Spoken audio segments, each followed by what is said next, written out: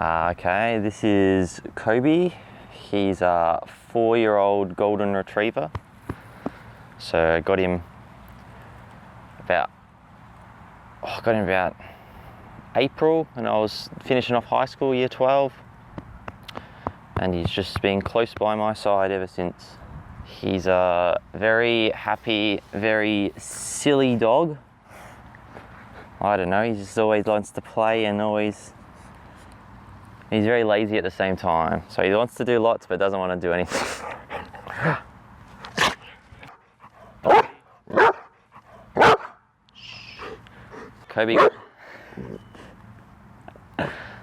Kobe got here by plane.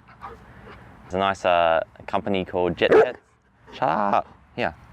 Nice company called Jet Pets. It's like an airline, small little airline specifically for pets, dogs, cats, whatever.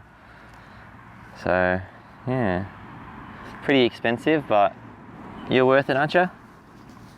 Yep, go a roll, mate.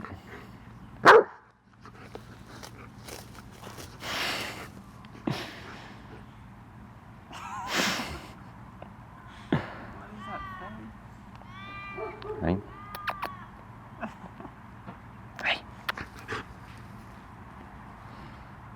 Yeah, he's settling in pretty well now. The first day was a bit rough. He didn't know what was going on, but now he's all right. Everyone loves him. Gets all the attention in the world. Lots of treats, lots of walks. Yeah, that's about it. It's pretty hot up here, a lot hotter up here than it is in Melbourne though, so he just likes to sleep on the cold tiles under the aircon, and yeah, that's how he's adjusting.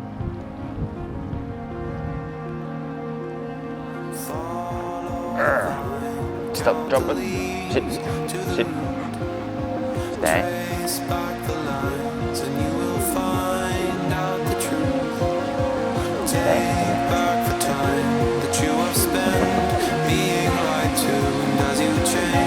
Days will follow every step you take.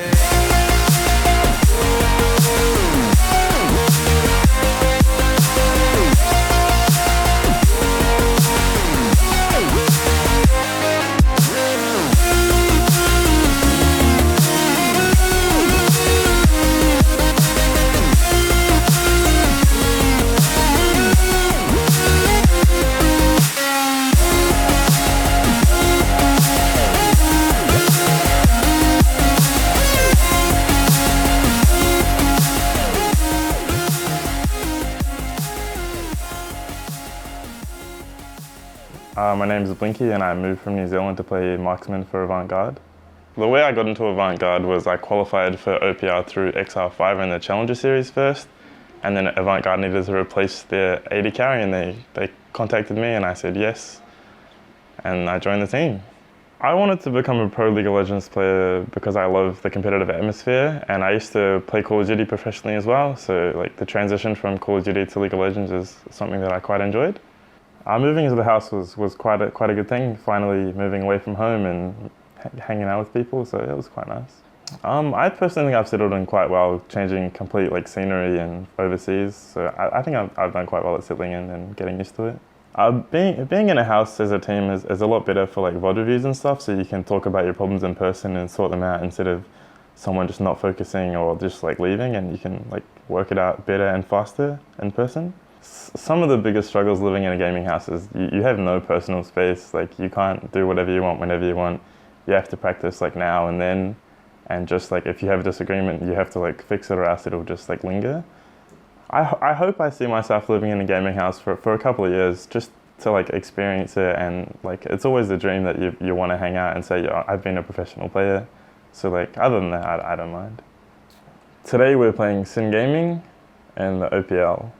I personally think this is the best Sin roster we've seen out of them, but the problem is that they're still one-dimensional, where they either carry from the top lane or they'll falter, and I believe that we can hopefully match them in the top side of the map, but we can definitely beat them in the bottom side. Coming off a loss definitely feels bad and changes your mentality, but the thing for us is it drove us to want to be better straight away, and versing such a good team as Legacy, is pushing us even harder to make sure we beat Sin this week, and I think it's better than having a win first week.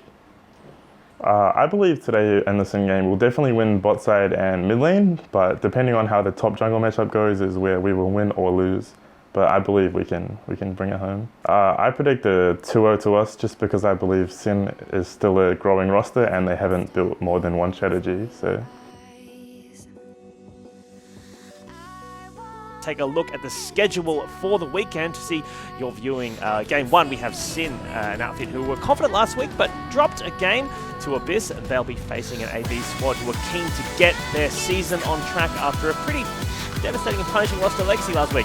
Devastating, as Series is still charging on forward, throws down the hammer, picks up the solo kill against Flares in the top lane. And shot's not going to connect. There goes Series, looking to lock him down. 3-man knocker coming out for this Poppy. Still has the GA, he's not afraid. Blinky's already in the back lines. Rogue is the first target. Chubby's going to lock down FBI and delivers the Poppy hammer into the team bomb because the Nexus is going to fall. And Avant Garde pick up game 1.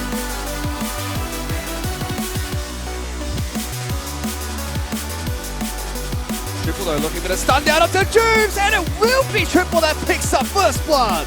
But Triple's going in, throws down the ultimate, Wizard's in trouble, Series flashes on top of him, and Avant Garde are turning this one around. Flares is in trouble, will get cocooned and locked down, forces the flash, Rogue's in trouble, Series picks up the kill, Triple comes in, gets the stun on the back, gets FBI, and throws out the ultimate for the flash style kill. A Hail Mary play coming up with Sin, it's just not quite enough of Avant Garde. Clean up the game, take down the Nexus, and pick up all 3 points in their second match in the OPL. And you can see big grins out of the boys. I mean, Blinky's fired up. That was a very nice 2-0. I mean, maybe a little touch and go at the end there with Wizard trying for a heroic play. But AV should be so happy with how they have rebounded after their week 1 crushing defeat versus Legacy. That was a completely different squad we saw today. That was really well played. I mean, you mentioned it earlier, Spawn, before this game even started. If you took a look at Advanced News Series. Our match versus Sin was really good. We were very happy to take home a 2-0 victory. Our top laner Evan played extremely well in the series, so he outclassed Flares. It was really nice. Yeah, there were still some errors in the games though. We still fought at the wrong times occasionally, didn't play to our win conditions sometimes, but our macro in the late game is genuinely better than Sin's, so we were able to just win through that.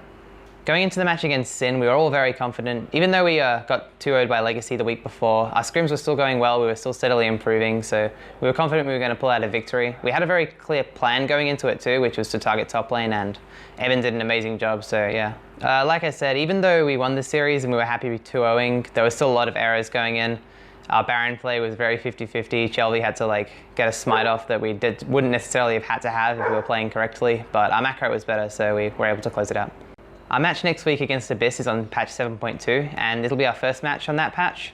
So we don't really know what to expect going into it. They might have some weird picks going into it. We might, who knows. There hasn't been any footage of any other regions playing on the patch yet, so it'll be a bit of guesswork. But again, we think Abyss is a weaker team than Sin, so we should 2-0. Going into the match versus Abyss, we think that we beat them all across the board in basically all 5 roles. We know that their top laner doesn't really play too much in the current meta. He's more of a tank player, so Evan will have free roam top lane. Jungle, Seb is their shot caller, but he lacks some initiative when he plays, so their shining light really is Frey, their mid laner. He's been doing really well even in their losses, so we think Steven is a better player. He'll be able to shut him down and we'll be able to take the series.